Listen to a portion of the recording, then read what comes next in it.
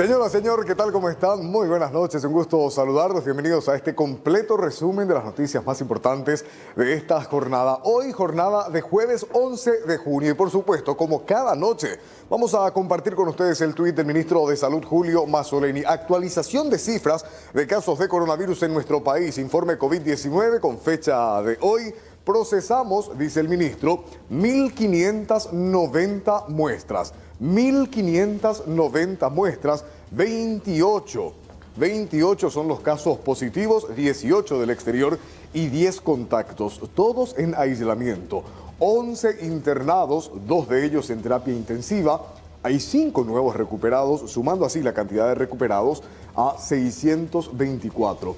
Total de casos confirmados, 1.230 pacientes positivos con COVID-19.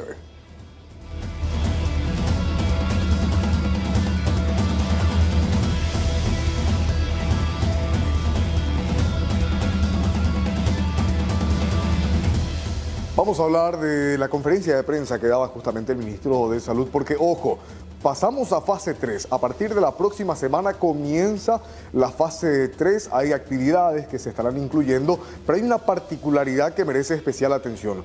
Paraguarí y Concepción no pasan a la fase 3. ¿Por qué se da esto? ¿Cuáles serán las particularidades en esos departamentos? Y también, ¿qué pasa con los restaurantes, gimnasios, que tanto se ha hablado en estos días? Escuchemos la conferencia de prensa.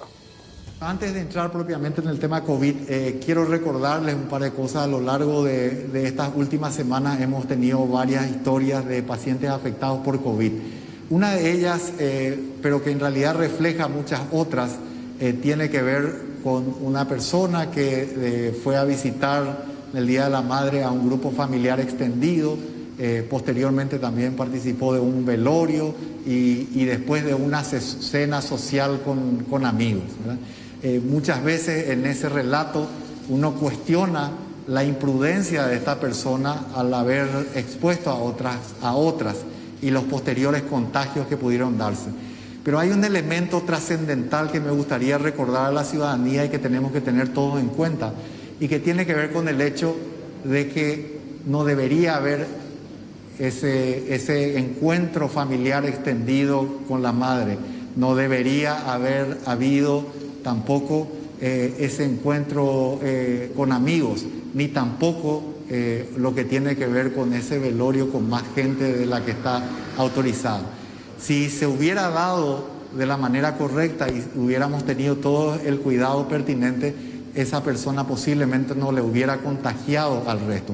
Eso es lo que queremos transmitir, y en muchos lugares del país, cuando hay un caso positivo, se genera naturalmente un cierto temor, pero en gran medida ese temor también está dado porque no estamos persistiendo con las medidas de distanciamiento físico y las medidas de higiene que necesitamos sostener para poder seguir avanzando, ¿verdad? Entonces ese es el mensaje que respetuosamente y con mucha humildad quiero transmitir a toda la ciudadanía, de que realmente estos casos, como decíamos al comienzo de la pandemia, todos tenemos que conducirnos como si fuera que somos portadores de COVID. Si así lo hacemos y respetamos las medidas, entonces la posibilidad de contagio va a ser ínfima. Concretamente, la propuesta de salud en lo que tiene que ver con el avance de fases es la siguiente. El departamento de Paraguarí, salvo el distrito de Roque González, donde vamos a volver a fase 0, cuarentena total, el resto del departamento entonces queda en fase 2. Lo propio va a ocurrir con el departamento de Concepción. En el caso de Concepción hay una particularidad: tenemos unos contagios y tenemos un árbol de contactos muy extendido. Entonces, en los próximos días, de acuerdo a los resultados, podría darse que autoricemos o sugiramos, digamos, en el proyecto de decreto, poder avanzar hacia la fase 3. Pero por el momento vamos a postergar definitivamente por al menos un par de semanas el avance en el departamento de Paraguarí, y en el departamento de Concepción no avanzaremos al menos hasta los próximos días y tener los datos propiamente de vigilancia a la salud. El resto de los departamentos del país estaremos avanzando a fase 3. La fase 3 iniciaría entonces el 15 de junio. Estamos trabajando todavía con los colegas. Hemos tenido una reunión hoy con varios ministros del gabinete, donde hemos acordado algunas cuestiones que todavía van a ser pulidas en el proyecto de decreto que vamos a elevar al señor presidente de la República.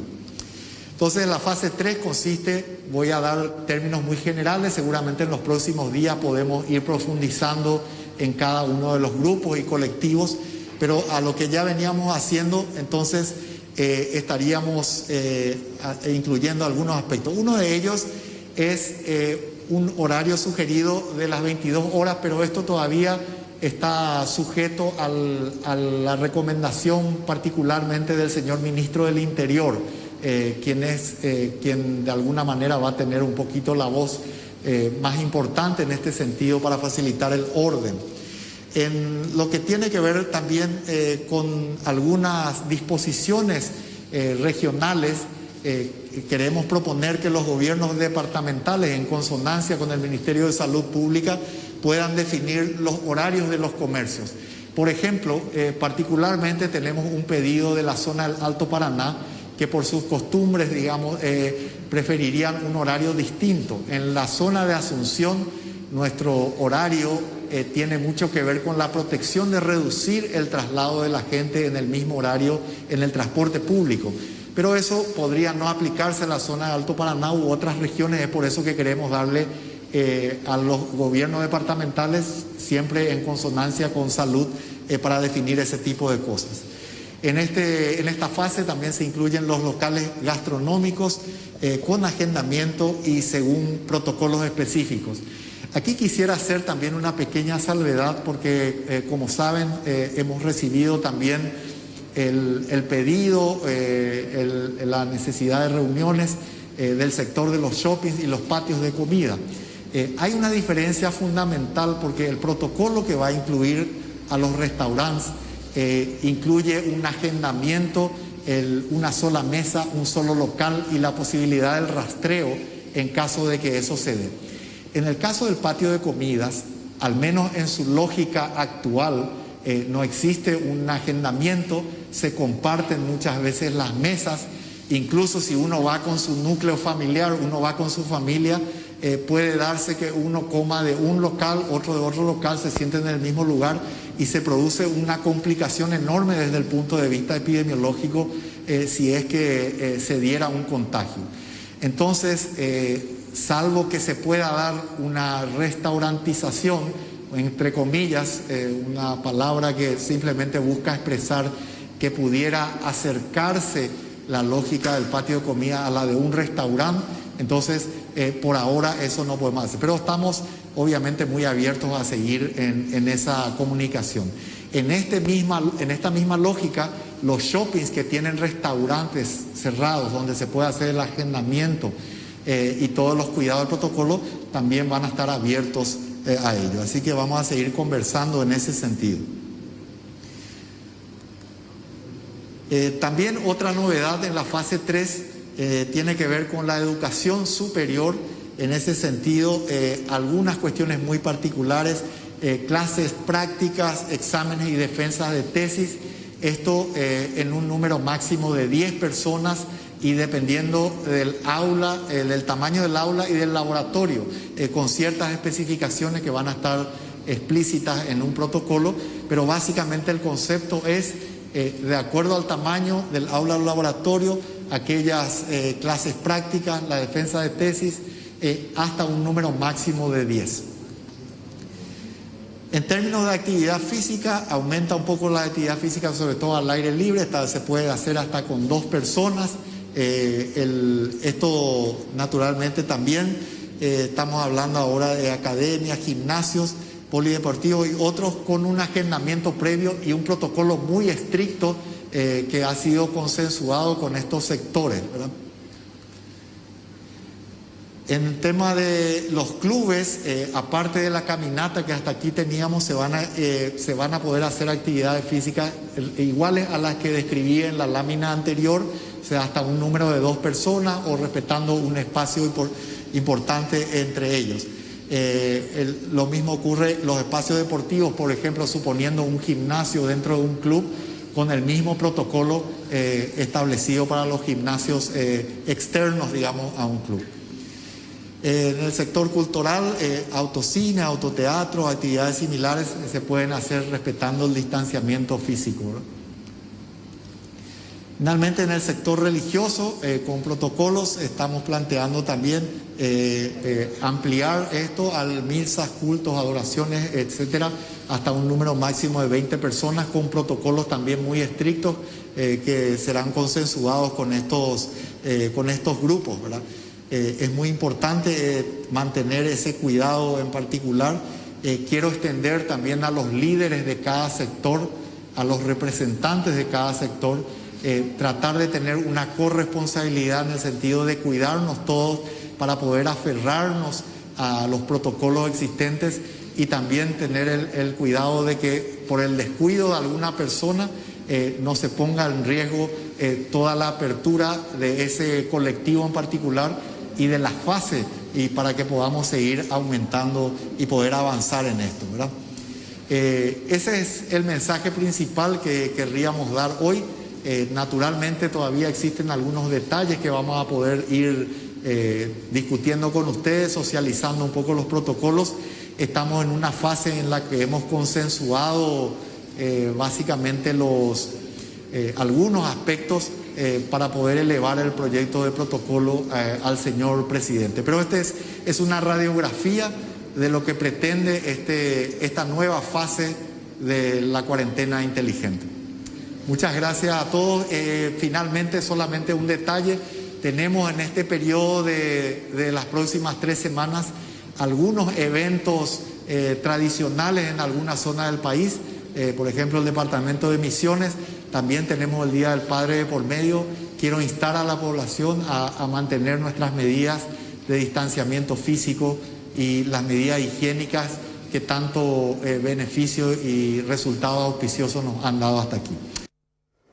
Pasamos ahora a otro tema. Atención, señora, señor, vamos a hablar de la ANDE, de la ESAP. ¿Qué es lo que pasa con el tema facturaciones en estos meses de pandemia? Algunos números que nos cerraban y una propuesta en la Cámara de Senadores para justamente anular esos pagos que hasta pareciera se han sobrefacturado en los últimos meses. ¿De qué manera se va a estar realizando esto? ¿A qué casos va a aplicar? Y ojo, lo aprobó la Cámara de Senadores. Ahora la pelota pasa a la Cámara de Diputados. Todo lo que tiene que ver con la idea de anular estas facturas en este informe.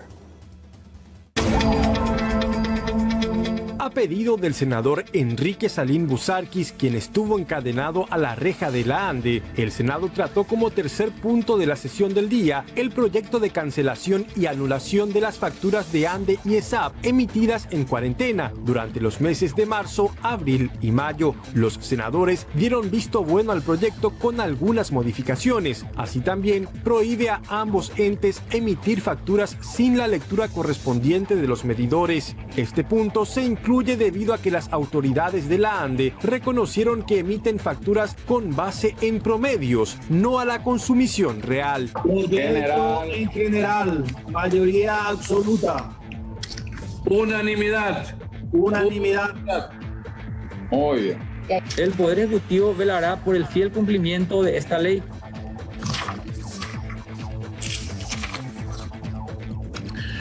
A votación.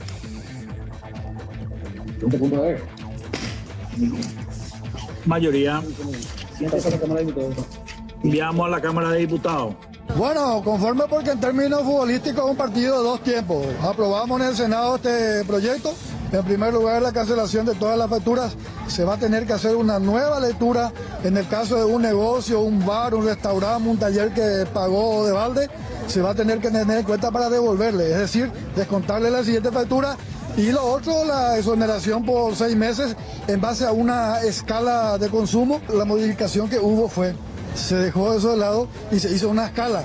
a 150, a 300, 350, a 500, o sea, hay un descuento gradual hasta una escala superior. Y el semaniego decía que esto iba a generar un problema para la gente de la ANDE. No, el problema está generado para la gente. Yo creo que Lidia Samaniego tiene que mirarle un poquito más a la gente. Ella se preocupa mucho por la ANDE. La ANDE tiene plata, hay presupuesto, hay 1.900 millones de dólares aprobados. El problema tiene la gente. Nuestro compromiso es con la gente, no con esta gente que se dedica a estafarle y robarle a nuestros compatriotas. El proyecto ahora pasa a la Cámara de Diputados, mientras se aguardan los resultados de las lecturas de consumición real de los usuarios durante los últimos 3 meses.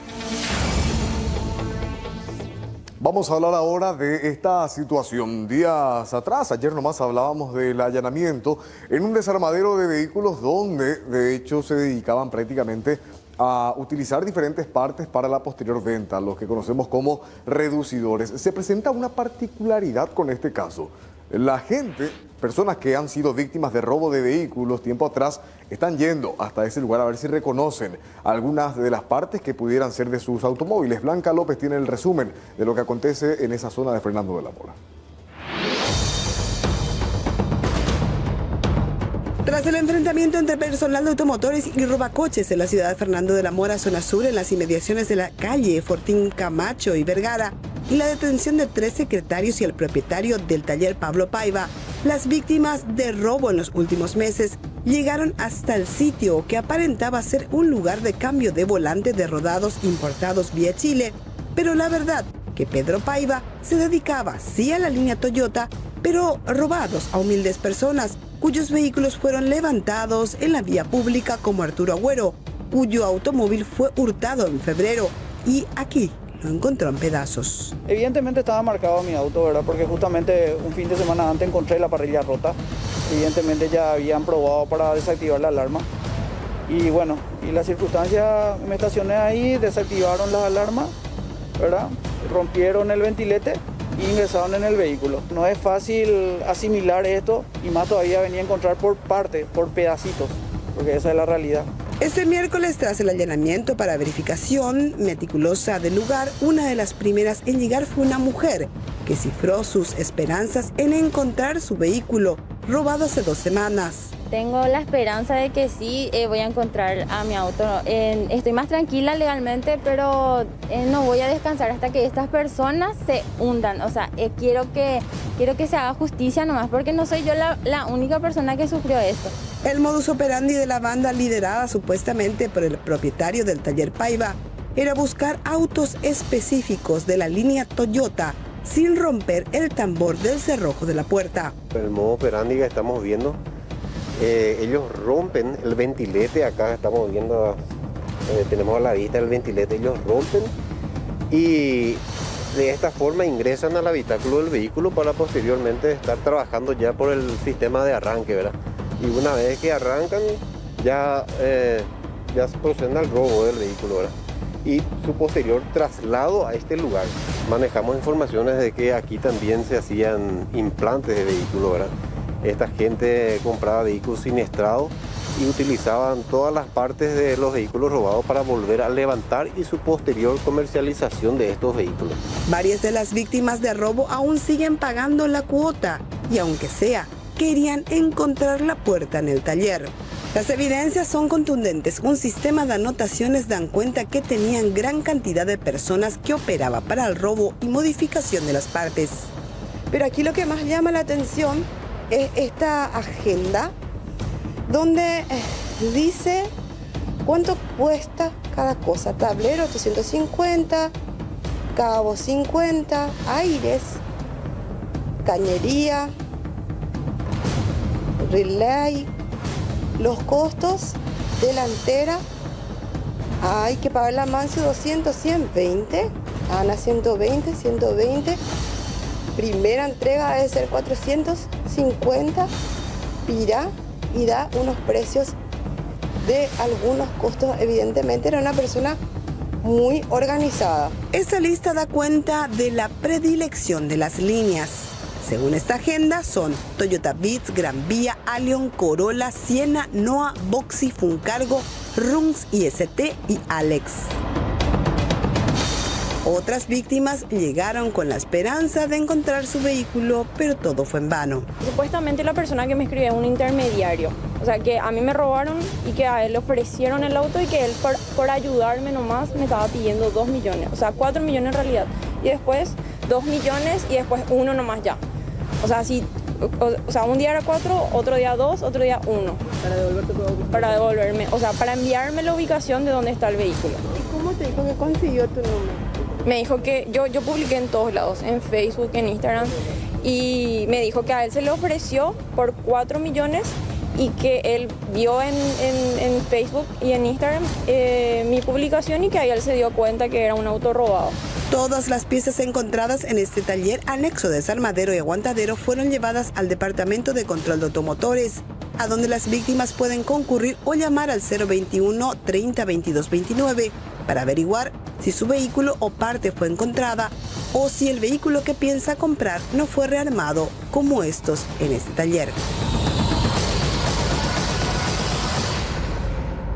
Vamos ahora hasta la ciudad de Luque y vamos a hablar de unos billetes falsos, de un intento de asalto y la detención de una persona de 62 años. Este hombre del cual les estoy hablando tiene 17 antecedentes penales. Él fue detenido ahí en el barrio Loma Merlo de Luque. Tras esta situación pretendía atracar un local comercial. En ese entonces, estos billetes que ustedes ven son 31 billetes de 50.000 guaraníes que él mismo tenía, pero son falsos. Todas las evidencias fueron derivadas al Ministerio Público.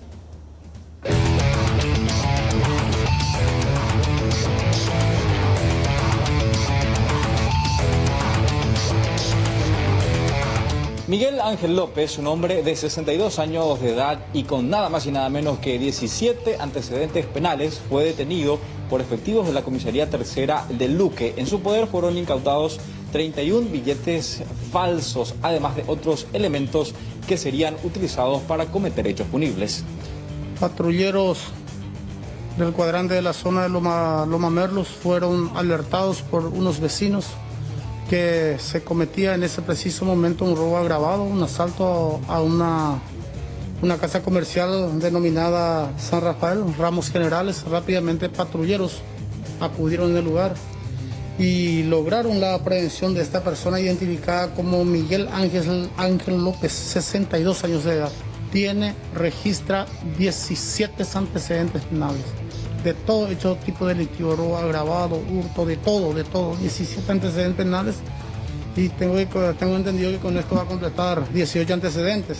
Lo llamativo que no se le haya tenido en cuenta lo que es la reincidencia, porque 17 veces me han cogido la cárcel, han otras 18 veces a fin de año, no hay conseguido, estamos a mondar.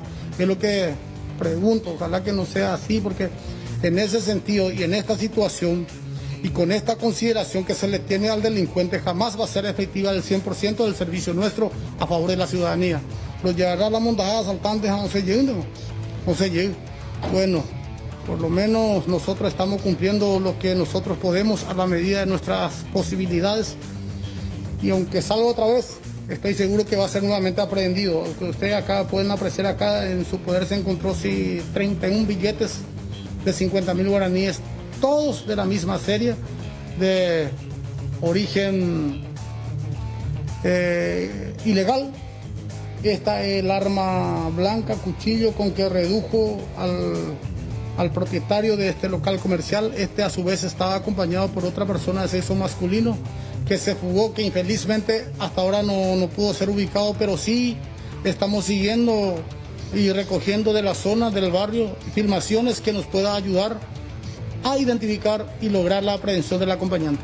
Sí, señor, efectivamente, a bordo de un automóvil Toyota Corolla color verde oscuro con placa número con chapa acrílica, Alfa Kilo Víctor 707 es la numeración de la placa que tenía este vehículo, este automóvil, que tanto como todas las evidencias y como el aprehendido ya está a disposición del Ministerio Público.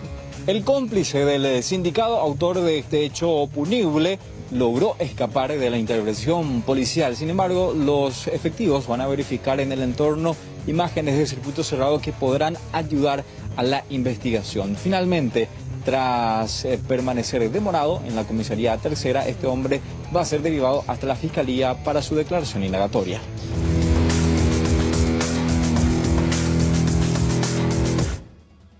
Vamos ahora a Campos Morombi, vamos a hablar de la destrucción de un marihuanal que encontraron allí agentes antidrogas. Además de la plantación propiamente, encontraron también 3,5 toneladas de la hierba ya picada ahí en el sitio. Este sitio, que vale mencionar, es una reserva natural utilizada por los narcos.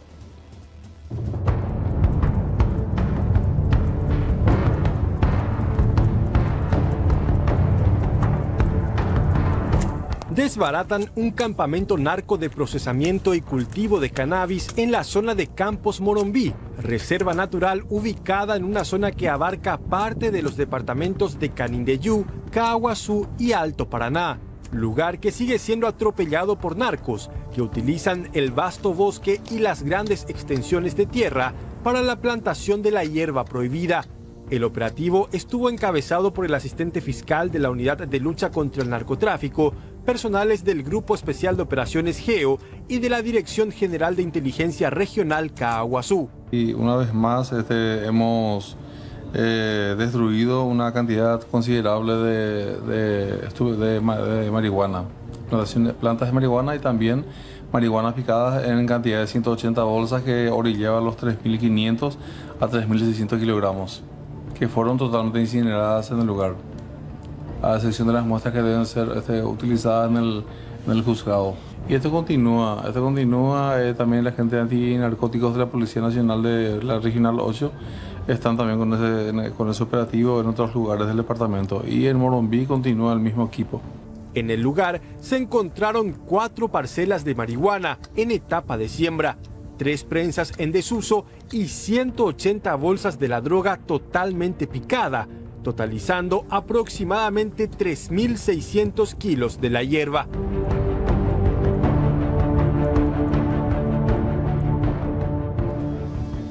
Vamos a hablar ahora de la situación en la capital del país, zona del mercado municipal número 4, porque se presenta la siguiente situación. La avenida Eusebio Ayala está señalizada, está toda pintada correctamente ahí como ven, en teoría para la circulación de vehículos en 3 carriles en cada sentido. Sin embargo, esta normativa, esta disposición no es respetada, se convierte en la famosa tierra de nadie, o podemos decir también que la ley del mbarete pone en riesgo y perjudica totalmente el orden en lo que respecta a tránsito en ese punto. Fuimos al lugar, hablamos con cuidadores de vehículos, hablamos con frentistas, también gente de la PMT, y esta es la explicación de lo que pasa allí.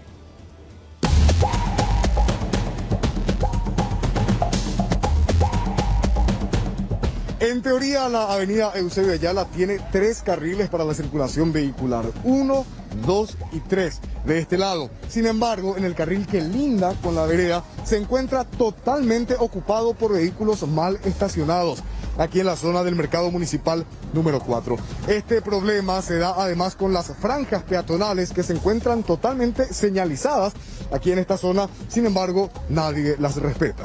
Explicamos por una cosa, ¿por qué estacionan así atravesados? Porque entra mal la vehículo así. ¿Cuánto, por ejemplo, es la diferencia? Y ponerla acá, si entra así en fila del vehículo, entra uno nomás. Y si entra así, si este está así en fila, uno, y si está así, entra 3, güey. Entonces no hay lugar para estacionar. En una cuadra entra mucho más vehículos, ¿verdad? Sí, esta cuadra no es así. Allá pues está la pintura hasta ahí, pues la ruta supuestamente. Sí. ¿Por qué se estaciona así entonces? No sé, porque viste que ellos vienen temprano, pues, y se estacionan así. Y se sigue nomás pues ya eso. ¿Por qué ya encuentran así? Sí, se instaló ya así. En su defensa, los cuidacoches dicen que ya se encuentran con los vehículos estacionados de esa manera cuando ellos llegan. Sin embargo, también se presenta otro frente a esta problemática que se da con los frentistas, que sostienen que esta parte de la avenida Eusebio Ayala es su propiedad privada.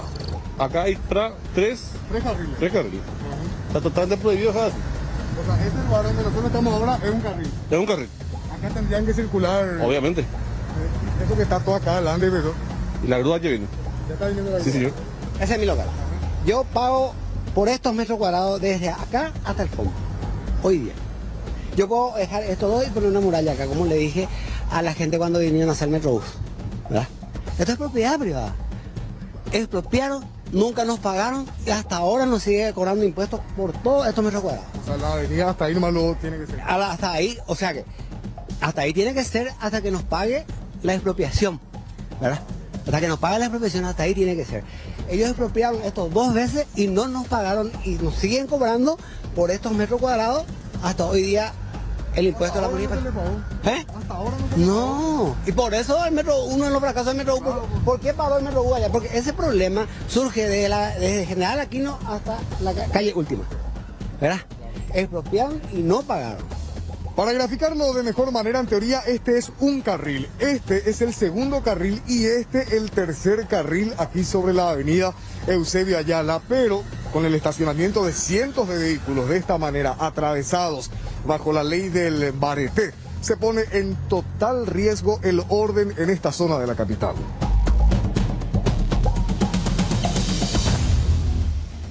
Vamos ahora, señora, a compartir con ustedes estas imágenes de zona de Edelira. Un fuerte temporal causó serios destrozos en diferentes comunidades de este distrito. Una tormenta que a su paso dejó esta situación y, según explicaban los pobladores, duró solamente algunos minutos.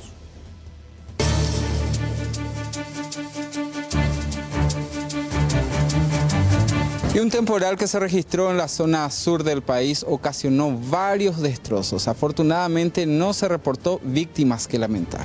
Unos 7:20 vamos a ver. 7:20 na tu sabemos dice ahí la primera la historia de la visita la vamos a ver con punto la asunto es que con ahí me tranquilo porque se apoya vecinos de todos socios cooperativas. A cuando me sé que ya huía muy lado se apoyo total de la cooperativa, la más importante de cosas se tranquilo hermano ya hay mismo apoyo de los vecinos de esa misma esa la vecino que ya te claro 18 por 16 sí ni un hierro no se de esa misma y por mala niña privada la historia vamos a ver se naña no no ya andaba sobre el pia puja o paite o no durar las 5 segundos más mirando se roba otro bebé y no muy no vaya hasta ya una foto sube ahí esa de nada o voy a ver tinglado alumno material con vea que la salió ahí camioneta algo entre salió delante vivienda el coco habitacreten de pegar a ver y otro depósito vamos a vestir no ya voy ni no voy solo hago ya la cosa pero que ya no vea Este temporal dejó como resultado cuantiosos daños materiales y millonarias pérdidas económicas.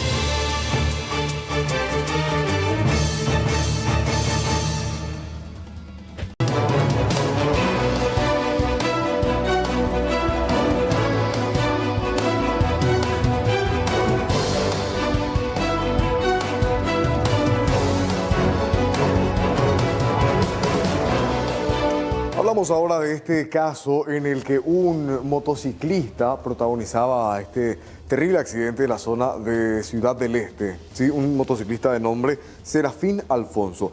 Él sufre este percance, como veían ustedes, ingresa ahí a la carretera, aparece este camión, prácticamente coinciden en el trayecto, el motociclista pierde el equilibrio y cae bajo las ruedas.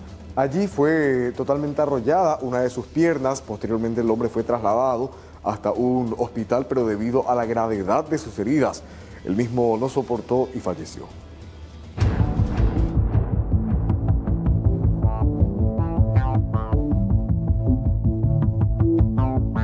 El motociclista Serafín Alfonso, de 52 años, no resistió y falleció anoche en el pabellón de traumas del Hospital Regional de Ciudad del Este, donde fue trasladado en estado grave. El percance ocurrió ayer, alrededor de las 11:30 horas, sobre la Ruta 2, a la altura del kilómetro 10. Primeramente los médicos tuvieron que amputarle la pierna izquierda, pero horas más tarde el trabajador no aguantó y murió. Según las imágenes del circuito cerrado, el hombre fue imprudente y zanjó al paso del camión que lo aplastó con sus ruedas. Choque de un motociclista por un camión de gran porte. A las 11:30 horas aproximadamente personal de esta se constituyó en el lugar. Luego fue derivado del accidentado hasta el hospital del área 4, mientras que el conductor el camión y la motocicleta fue derivada en esta. Este motociclista parece que quiso desplazarse entre los dos camiones y de ahí surgió el accidente, ¿verdad? A raíz de las versiones que nosotros pudimos recabar del conductor del camión de gran porte, el conductor manifestó que él estaba circulando sobre la ruta internacional con dirección hacia Minga. Y al pasar la lomada, escuchó un ruido y detuvo la marcha y encontró ya al motociclista debajo de su camión. La víctima salía del kilómetro 10 fondo para dirigirse a Mingaguazú. El trabajador era bastante querido en su ambiente laboral, ya que llevaba años prestando ese servicio.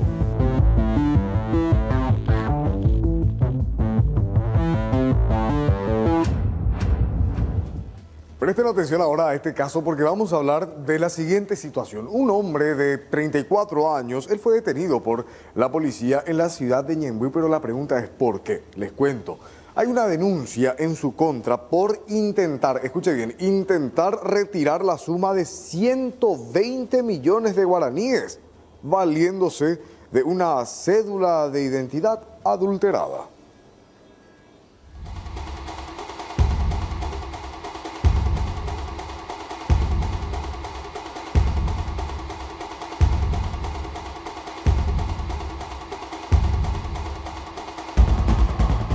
Ángel David Falqui fue detenido por agentes contra delitos económicos, ya que formaría parte de una red de estafadores que se dedicaba a retirar dinero de cuentas bancarias con una cédula de identidad de contenido falso.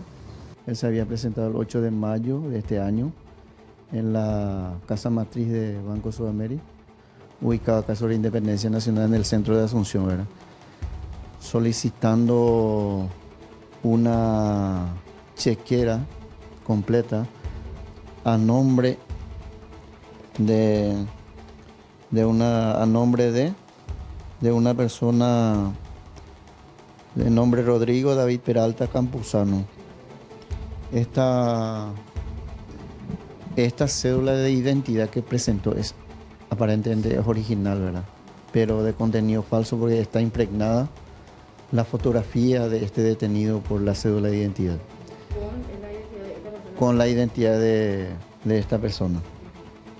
Y se retiró ese día, se volvió a presentarse el 11 de mayo a quienes le dieron entrega de 50 hojas de cheque, o sea que un talonario completo de la chequera. Con una hoja de la chequera se presentó el mismo día, casi ya a las 12 del día, en la sucursal bancaria de Banco Sudamérica también, ahí sobre Eusebio Ayala y Bartolomé, solicitando 120 millones de guaraníes de una cuenta bancaria de los despachantes de aduana, la Asociación de Despachantes de Aduana. Y esa hoja era el portador.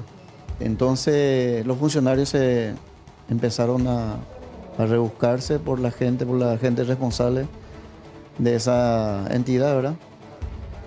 Quienes le manifestaron que ellos no están solicitando ni un guaraní sacar del banco, ¿verdad?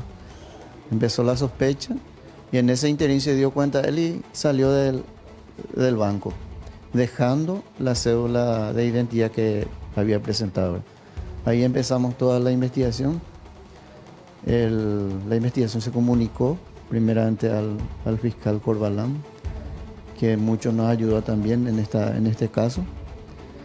Y el banco presentó la denuncia acá, en esta oficina, en este departamento, y se empezó la investigación.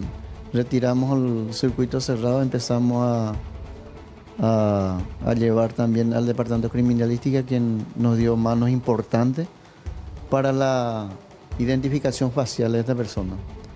Se le identificó y resultó ser este muchacho quien hoy día ya está a disposición del Ministerio Público para los fines pertinentes, ¿verdad? Pero vuelvo a destacar que esta es una de las caras visibles de esta organización criminal. Si es un esquema grande, ¿a quién nosotros vamos a darle un seguimiento de este caso, ¿verdad? Al momento de su detención, además, el hombre se encontraba violando la disposición de arresto domiciliario por violación de la cuarentena que le fue impuesta días atrás. Ahora queda a disposición del Ministerio Público mientras la policía sigue tras los pasos de los demás integrantes de esta banda.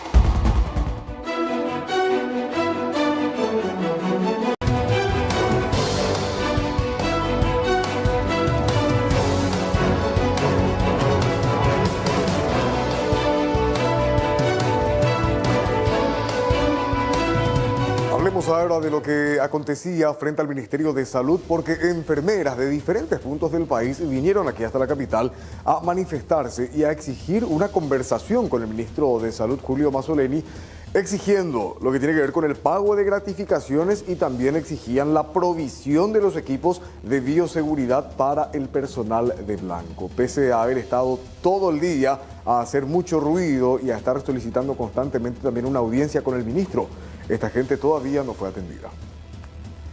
Nosotros ni siquiera podemos cobrar gratificación si nos enfermamos. O sea que tenemos que ser inmunes a todas las enfermedades. Es una vergüenza este gobierno. Este jueves, desde muy temprano, los trabajadores de blanco marcaron presencia frente a la cartera sanitaria. Pese al insistente reclamo y al ruido que hacían, el ministro de Salud, Julio Mazzoleni, no les hizo caso.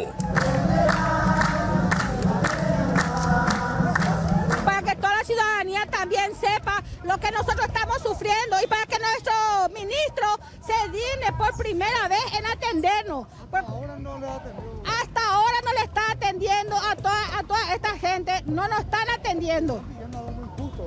Es algo muy justo, son las medidas de bioseguridad, queremos saber dónde se fueron a parar, por qué los compañeros de Cruz Roja y Consejo de Salud no van a cobrar la gratificación, por qué los consejos de salud ya no pasan a ser ministerios siendo que se merecen porque están en primera línea batallando y que los elegibles pasen a ser recategorizados y de nombramiento a contratados. Licenciada, se habló mucho de los héroes de blanco acá en el país. Se habló mucho de los héroes de blanco, pero hasta auto de héroes de blanco y jamás nos dieron ni para nuestra nafta, ni jamás. Y ahora nos quieren reducir un plus a 1 millón de guaraní, no sé ni cuánto va a ser la gratificación. ¿Y ustedes lo que van a hacer ahora entonces van a seguir con esta medida, cerrar aquí la calle Brasil, Petirosi, moverse un poquito?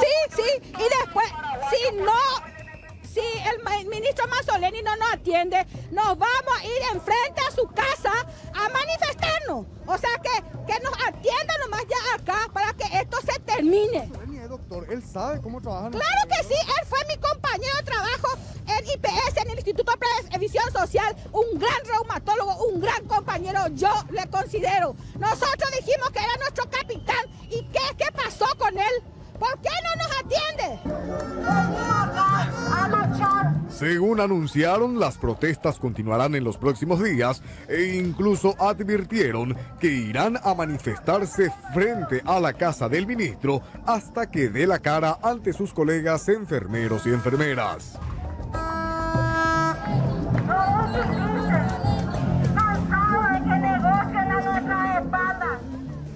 Quiero que observemos ahora estas imágenes de circuito cerrado porque dos desconocidos lograron romper 6 candados para ingresar a un local comercial en la zona este del país. Es un local comercial, como les decía. En el momento entendemos que de hecho todo es grabado por imágenes de circuito cerrado. ¿Y qué es lo que llevaron? Dinero en efectivo, también aparatos celulares. El resumen completo en este informe.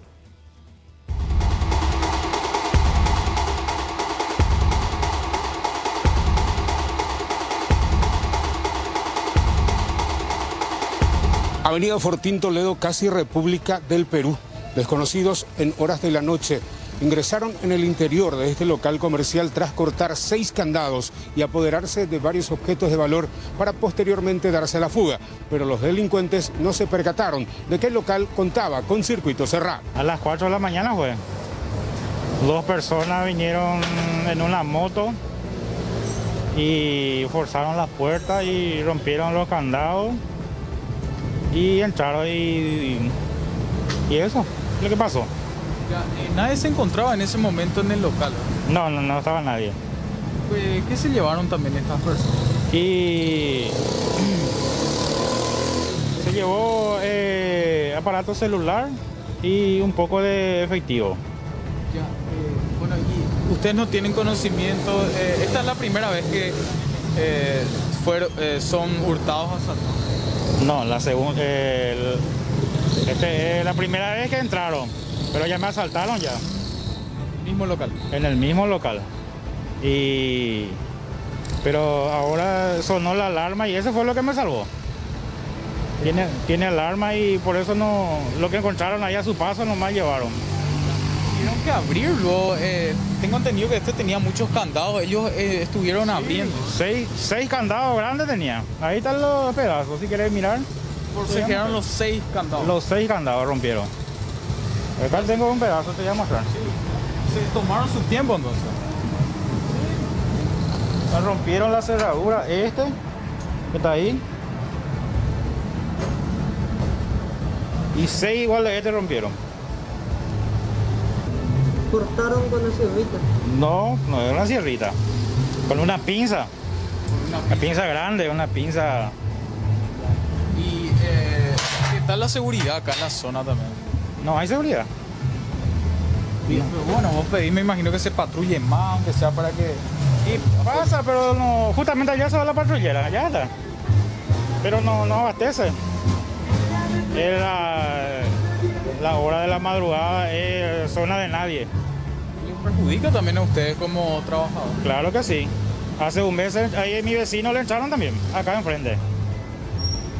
Perjudica cualquier 10 guaraní es algo. Nosotros que ganamos poco.